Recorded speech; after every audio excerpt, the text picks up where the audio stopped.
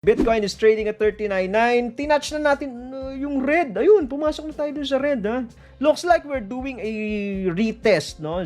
Mukhang na-break na natin tong 40k level and then we are doing a retest right now. Pa natin sa lower time frame, ha. Yun po yung break, no? Nakita natin tong break sa 40k level and looks like we're doing a breakout retest nung breakout point natin. Nag-40 din yata kanina. We're doing a 39.984. So, ngayon, ang tanong, today, sa daily chart natin tignan. Babalik kaya tayo dito kasi if not, ang next possible support is 38k level. Ito po, 38k level. Hindi natin ang guhit, ha? Okay, yan po yung marami. Ito yung dating resistance, remember? Ito yung dating matagal na biniyak. This is the SR flip area. Resistance, breakout, and then retest. Kasi kung tatalbog dyan. So, ito muna yung unang bantayan natin, the 38k level. Bago tayo tumingin dun sa 34, yan din, may resistance din dyan, may support din dyan, and then all the way to 32. Ganda rin tong area na to.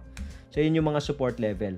So, if you are shorting the market, mag-iingat lang kasi mabagal putong bumaba. Ibig sabihin, marami itong mga squeeze na pwedeng mangyari. Mabagal po siya. Kasi may mga sumasalo na nga eh. Di ba? So, probably, pag short mo, baka mamaya bomba yung paakyat. No? So, kailangan dito gagana kung malambot yung sell button mo and you are really very quick in taking profit.